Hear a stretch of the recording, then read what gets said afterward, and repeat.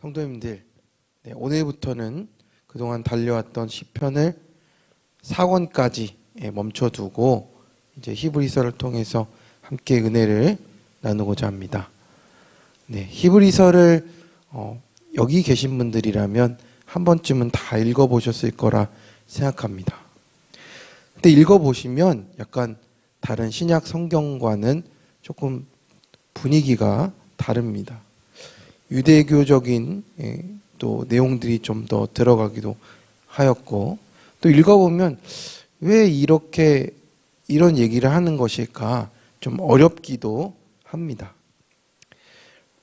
저도 읽어보면 처음에는 이게 무슨 얘기인지 계속 들여다봐야 조금 이해가 갈까 하는 정도이기 때문에 그렇습니다. 근데 그렇다면 우리 히브리서에서 말씀하고자 하는 주제는 무엇인가?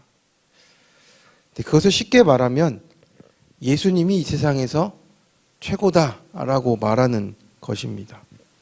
그래서 만화 주제 같은 데 보면 뭐 마징가가 짱이다 이런 식으로 하는 것 같은 거죠.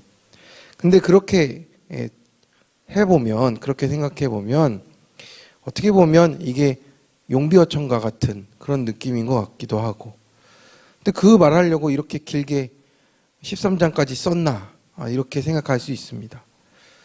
그렇게 뻔한 것이라면 이렇게 흥미도 떨어지는 것 같은데, 그렇다면 이것을 왜 이렇게 히브리서의 기자는 쓰게 되었는가를 좀 생각해 봐야 되는 것 같습니다. 그럼 성도님들, 이 성도님들이라면 모두 다 예수님에 대해서는 어느 정도 알고 있습니다. 그런데 예수님을 안다는 것이 얼마나 은혜인지는 모두 알고 계시죠? 예수님을 믿는다는 게 얼마나 큰 은혜인지는 정말 우리 성도들이라면 정말 잘 알아야 한다고 생각합니다. 많은 사람들이 예수님을 믿는다고 하지만 실제로 예수님에 대해서는 잘 모르고 있을 때도 있습니다. 예를 들어서 어느 모임에 가서 우리 성도님들 각자에게 예수님에 대해서 말해보라고 하면 우리가 얼마나 말할 수 있을까요? 몇 분 정도 말을 할 수 있을까요? 아니면 말하다가 이게 내가 믿는 건지 아닌 건지 잘 모르겠고 그런 생각이 들 수도 있습니다. 예수님을 우리가 믿는데 친밀하지 않을 수도 있다라는 겁니다. 그런데 이것이 얼마나 억울하고 답답한 일인지 모르겠습니다. 예수님은 예수님 자신이 길이라고 하셨습니다. 이 말은 다른 길은 있다는 겁니까? 없다는 겁니까? 다른 길은 없다는 겁니다. 이 말씀은 그런 면에서 엄청난 말씀입니다. 예수님을 알면 인생의 길이 보인다라는 겁니다. 어디로 가야 할지가 보인다라는 겁니다. 사실 많은 사람들이 가야 할 길이 어딘지 몰라서 보이지 않아서 방황하는 것인데, 어떤 사람들은 그 확신이 없어서 죽기까지도 합니다. 이만큼 예수님을 믿는다는 것이 인생이 달린 문제고 영생이 달린 문제다라는 겁니다. 그러면 우리는 히브리서를 왜 기록했는지 좀 살펴봐야 하겠습니다.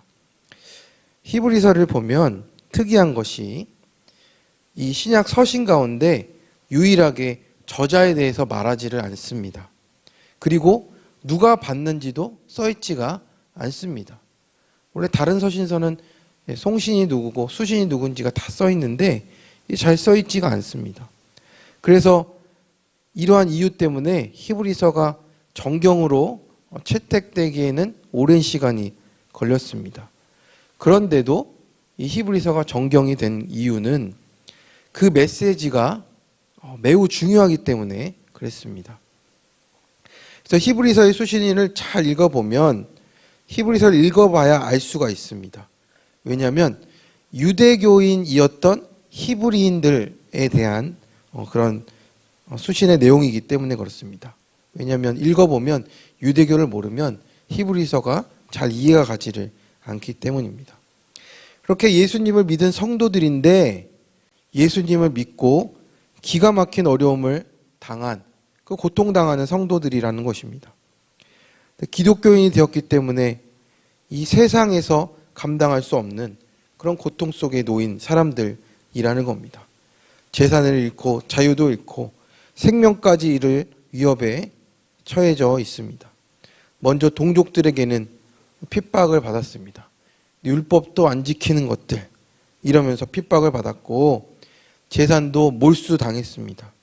그리고 제사를 드리지 않는다면서 부정한 사람들로 취급받고 성전에 갈 수도 없게 되었습니다. 또 로마 당국에 의해서도 더한 핍박을 받았습니다. 이제는 죽음까지 불사할 수밖에 없었습니다. 그 공포 때문에 배교하는 사람들도 나타나기 시작했습니다. 이렇게 사탄이 교회를 흔들었습니다. 히브리 그리스도인들에게 이제 예수를 믿은 것이 큰 실수고 이것이 잘못된 것인가 라고 생각하게 만드는 겁니다. 평생 존경했던 이 산헤드린 공회원들과 제사장들이 정말 잘못된 걸까? 정말 예수님을 믿으면 너희를 정말 번성케 하더냐? 막 이런 질문을 당하고 이것이 과연 축복인가? 구원인가? 왜 예수 그리스도는 재림하지 않는가? 이런 혼란 속에서 많은 고통과 또 많은 미혹들이 생겨나게 되었습니다. 그래서 히브리 그리스도인들은 참으로 난처하게 된 겁니다. 그래서 이 히브리서의 저자가 이 편지를 쓴 이유는 이들이 체포되거나 또 그 고문을 받으면서 석방의 조건으로 제시하는 게 무엇이냐면 그리스도를 공개적으로 부인하는 겁니다. 나는 이제 예수님을 믿지 않겠다. 예수님은 하나님의 아들이 아니다. 이런 식으로 부인하면 이 모든 것을 다 복권시켜 주는 겁니다. 얼마나 큰 유혹이 되겠습니까? 그래서 이것을 염려하는 마음으로 히브리서 기자가 정말 예수님이 누군가라고 말하면서 그 기록을 써나간 것이 바로 이 히브리서라는 겁니다.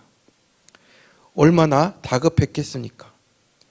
그래서 이 기독교와 유대교가 다른 것이 무엇인지, 그리고 우리가 믿는 예수님이 정말 누구인지를 정확하고 또 명확하게 또 논리적으로 밝혀주어야 하는 것이 이 히브리서 기자의 사명이었던 것입니다. 핍박을 당하면서도 왜 예수를 믿어야 하는가? 심지어 죽을지라도 왜 예수님을 떠나면 안 되는가? 라는 절박한 심정으로 이 히브리서를 쓰고 있다라는 겁니다. 그런 상황에서 이 기자가 배교의 위기를 맞이한 그리스도인들에게 가장 큰 격려가 무엇입니까? 예수님이 누구신가? 진정 우리가 믿는 예수님이 누구신가를 드러내는 것. 다른 모든 것들보다 최고이시고 구약의 모든 이들보다 탁월하신 예수님이 누구인지를 드러내야 했던 것입니다. 그래서 이제 히브리서 뒤에 가서 계속 읽어보시면 선지자들보다 천사들보다 모세보다 여호수아보다 아론보다 어떤 제사보다 더 뛰어나신 분이 예수님이다 라고 말씀하고 있습니다. 그래서 그런 표현이 많이 나옵니다. 더 낫다, 더 크다, 이것이 온전하다 라고 말하는 것입니다. 그래서 1절의 말씀에 보시면 옛적의 선지자들을 통하여 여러 부분과 여러 모양으로 우리 조상들에게 말씀하신 하나님이 이제 옛적의 선지자들과 이제 예수님을 비교를 하는 겁니다. 이스라엘 백성들에게 선지자란 큰 존재였죠. 그래서 하나님의 말씀을 받고 그 말씀을 전하는 존재, 엄청나게 고귀한 일을 감당하는 그런 사람이었습니다. 그런데 그 예수님은 이 모든 선지자를 패하신 분입니다. 2절의 말씀에 보면 이 마지막 날에는 아들을 통해서 말씀하신다라는 겁니다. 이제 사람들은 구약의 성도들이었기 때문에 선지자 하면 우러러보는 그런 사람들이었는데 이제는 그 말씀이 누구를 통해서 전해진다고 합니까? 아들을 통해서 전해진다라고 바꾸고 있는 겁니다. 이제 예수님이 그 역할을 감당하신다라고 하는 겁니다. 그리고 그 말씀하시는 하나님이 직접 오셨다라고 하시는 겁니다. 그래서 3절의 말씀을 같이 한번 읽어보겠습니다. 3절의 말씀입니다. 시작. 이는 하나님의 영광의 광채시요 그 본체의 형상이시라. 그의 능력의 말씀으로 만물을 붙드시며 죄를 정결하게 하는 일을 하시고 높은 곳에 계신 지극히 크신 이의 우편에 앉으셨느니라. 그래서 하나님이신 그분이 직접 말씀하러 오셨고 지금도 우리에게 말씀하고 싶어 하십니다. 성도님들은 이 예수님을 어떤 분으로 알고 계십니까? 정말 어떤 분으로 모시고 계십니까? 이것이 우리의 문제라는 겁니다. 우리는 예수님을 믿는다고 재산을 다 잃고 감옥에 가고 죽임을 당하는 위협을 받지 않지만 어려움 속에 있기도 합니다. 손해보고 손가락질 받고 따돌림 받고 불이익을 당하기도 합니다. 그래서 예수님을 떠날까 어쩔까 저울질하는 일을 하기도 합니다. 저는 하나님께 상처받았습니다. 기도했는데 잘 이루어지지 않았습니다. 저한테만큼은 야박하시고 저는 하나님이 무섭습니다. 또 이웃을 사랑하라는 말씀을 주시지만 저는 제 가족도 용서가 안 됩니다. 제 자신도 사랑하지 못하겠습니다. 이런 분들이 얼마나 많습니까? 이렇게 우리를 예수님께로부터 떨어뜨려 놓으려 하는 많은 일들이 또 우리를 시험에 들게 하기도 합니다. 그런데 그럴수록 우리는 분명해져야 하는 것입니다. 정말 나에게 예수님이 최고입니까? 그 무엇보다 더 비교할 수 없을 만큼 최고입니까? 그 말은 이런 말이라고 합니다. 예수님이 함께 하시면 다 가져가셔도 좋고 아무것도 주시지 않아도 상관없고 심지어 죽어도 좋다라는 말과 바꿀 수 있냐 하는 말입니다. 그것이 우리의 고백 가운데 그렇게 믿어지고 있느냐는 겁니다. 로마서 8장 35절에 39절의 말씀입니다. 누가 우리를 그리스도의 사랑에서 끊으리오? 환난이나 공고나 박해나 기근이나 적신이나 위험이나 칼이랴. 기록된 바 우리가 종일 주를 위하여 죽임을 당하게 되며 도살당할 양같이 여김을 받았나 함과 같으니라. 그러나 이 모든 일에 우리를 사랑하시는 이로 말미암아 우리가 넉넉히 이기느니라. 내가 확신하노니 사망이나 생명이나 천사들이나 권세자들이나 현재일이나 장래일이나 능력이나 높음이나 깊음이나 다른 어떤 피조물이라도 우리를 우리 주 그리스도 예수 안에 있는 하나님의 사랑에서 끊을 수 없으리라. 성도님들, 예수님 믿고 이렇게 되었다라는 겁니다. 그게 그저 지식으로만 믿는다고 이렇게 할 수가 없습니다. 예수님과 사랑하는 관계여야 이것이 된다라는 겁니다. 생각해 보십시오. 자녀를 위해서는 부모가 못할 게 없습니다. 그런 관계 속에서 우리 이 모든 믿음의 일들이 감당되어진다라는 겁니다. 성도님들, 예수님을 정말 잘 아십니까? 정말 사랑을 하시냐는 말입니다. 이것이 오늘 우리의 문제입니다. 오늘도 세상은 예수가 정말 맞냐고 물어봅니다. 그때 우리의 대답이 무엇이어야 하겠습니까? 내가 아는 예수님, 그분 한 분이 모든 것의 대답이 되신다고 진실로 고백해야 하지 않겠습니까?